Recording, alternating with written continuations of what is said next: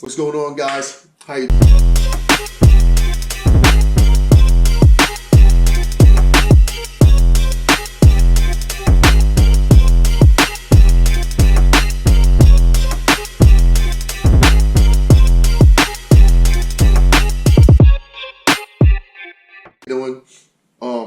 Today, what I got going on is I was planning on installing the boost reference adapter for the RS and the connection to the Turbosmart blow-off valve. I wound up running into a snag. That snag is I cracked the that port nipple that's at the bottom of the air intake manifold. Bruh. So I already ordered the part. I'm still going to walk you through the very beginnings of this. So then when I get the intake manifold, we'll be able to just swap that and I'll be able to show you how it connects. For you, it'll be a few seconds. For me, it'll be about 2 days. It says it's supposed to be here on Wednesday. Today is Sunday, so like 3 days. So the first thing I did, just to have a little bit of extra room, I took out the air intake box. You don't have to do that, but just so that I'm not reaching too tightly underneath for the upper connection and give you a little bit more space where I can shine some light in. So I did that. I also have a bit of a cold, so my bad with the sniffling. So this is the hose that I'm talking about. You're going to disconnect the old one and put on your new vacuum hose, and then that is going to run over here, or at least where it used to be. So this is the vacuum cap that we're covering for where the old hose was. Okay, so with that capped, this is then going to run down and follow whichever route you set to the boost reference adapter. So here is the nipple that I wound up chipping off. It was stuck inside here. So what I wound up doing was I used a pick, and when you reach underneath, it's going to be in this position, like sideways, and then in the manifold will be coming from where my finger is from the right. So basically what you can do is you can get a pick and you reach in behind and then you pull this part down, because if you see, there's a little notch right in there where you can reach this in and then wiggle that free. You see how that popped out? Now it may or may not break, I don't know. Mine snapped immediately. So that lower clip is going to come out. Once that happens, let me get the other part up.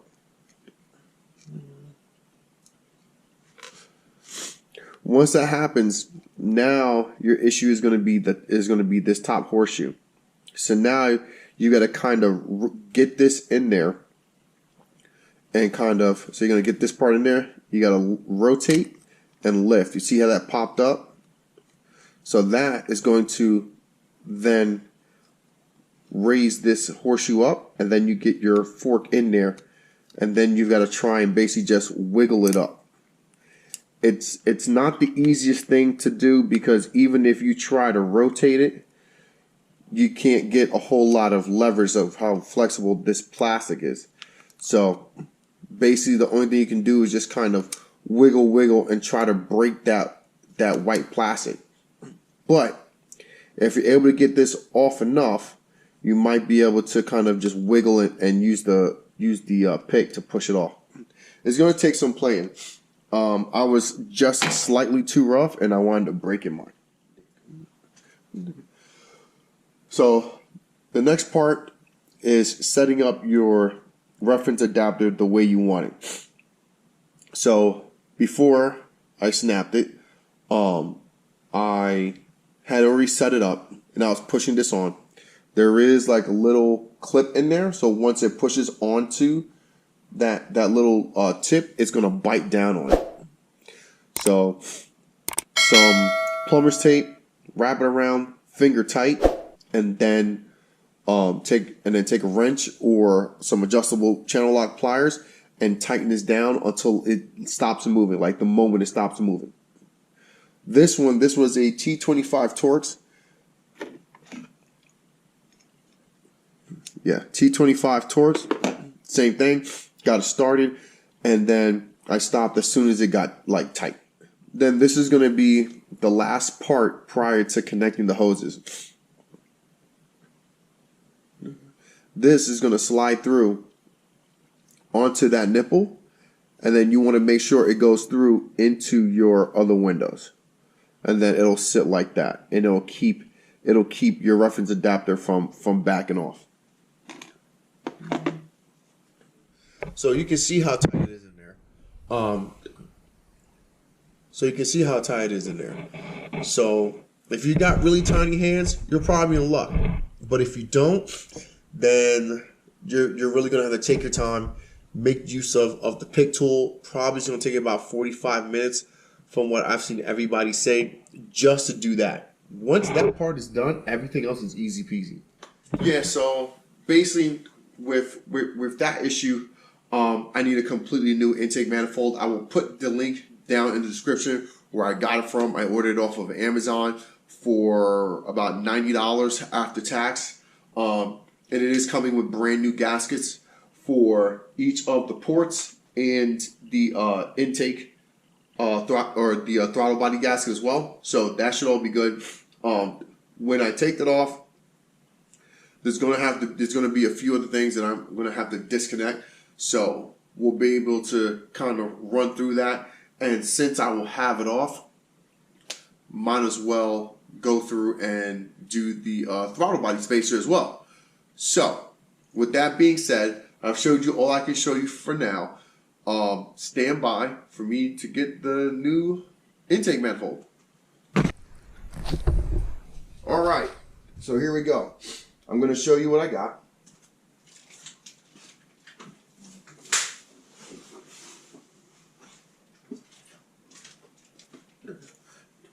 So here is the replacement intake manifold, since I had cracked effectively this nub right here. So I did try, I'm not gonna lie, I tried to get, I guess, a little hood with it, and I tried to super glue the little stub back on. Yeah, that didn't work out too well. So new intake manifolds in. We're gonna take the old one off. We're gonna have 1, 2, 3, 4, 5 12 millimeter bolts. In order to put them back on, it will be a torque spec of 177 inch-pounds. Inch, not foot, inch. So if you want to use like a digital torque meter, that'll work for you. Great. If not, snug them down till you're good. I do have an inch foot-pound torque bar. I don't use it very often, but for those moments where you do need it, I got it.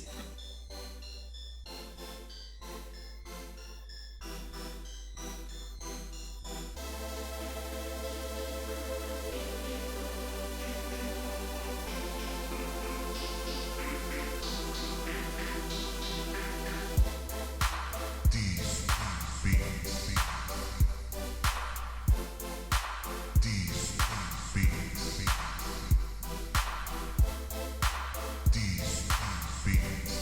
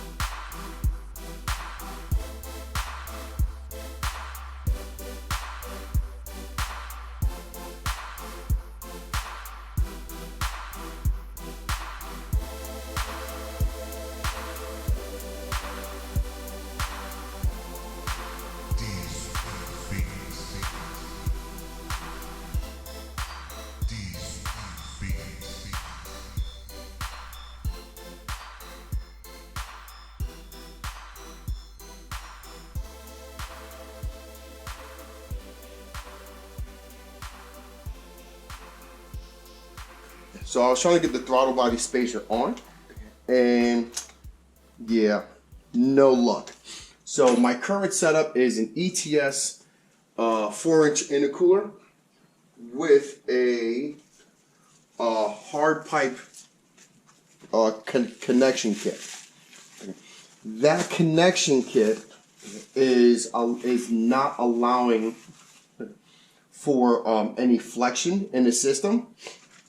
So I went through and kind of loosened up certain parts of the T-bands, and basically I don't have any wiggle room to be able to get the throttle body spacer in place. It causes the intake manifold to sit too high.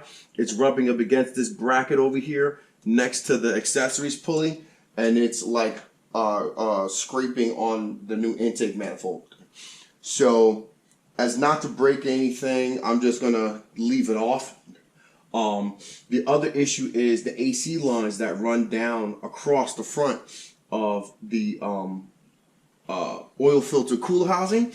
That is keeping any type of additional flexion from happening. So it looks like if you decide to go with the ETS intercooler and piping, that is going to be a problem in the future for doing a throttle body spacer.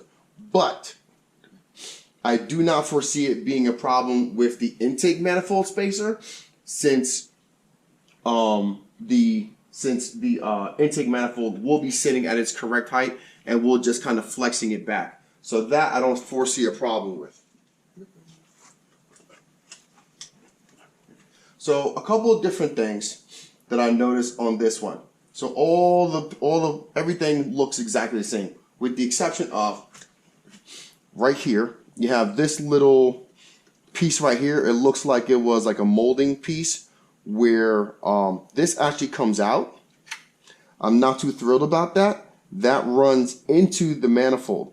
There is an air gasket, so I'm assuming this will be a forced seal with air pressure. If it does not work, then I will be going directly back to Ford to get the actual intake manifold. I did order this one off of Amazon. It did have the right part number, and it did say that it matched. There's also this nipple. I already checked on the inside. It does not flow into the intake housing. This is, again, just a manufacturer kind of like piece where it molds over the brace during the molding process. And I took a straight pick, poked it in, make sure there was a wall, and there is a wall, so I don't need to vacuum cap this off. So like we took it off, you're going to have your PCV line clip on right here. You have your I believe it's a Symposer attachment that's going to clip on right here. Then you're going to have another component clip on right here, and then your throttle body connection will come under here.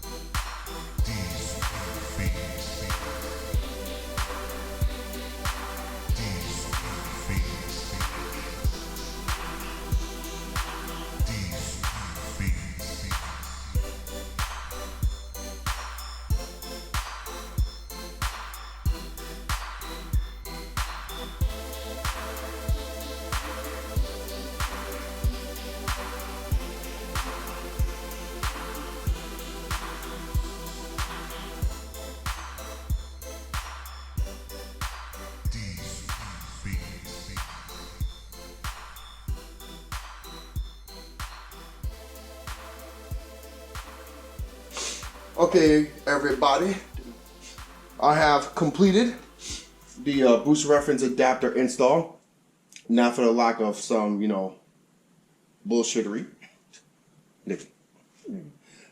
So the boost reference adapter is in. I know that I botched it up, like the first part, and breaking off that nipple being a little bit too rough. But my opinion on this job is probably take the extra 25 minutes to take the intake manifold off, to have a nice clear open area to wiggle your boost reference adapter on and in place, so you don't have to worry about damaging that component and then going and ordering an intake manifold and having your car down for a few days. Because I know there's a lot of guys out there that, you know, will fight with the angle and try to wiggle. Depending on the mileage of your car, depending on how much, you know, beating you've done on your car.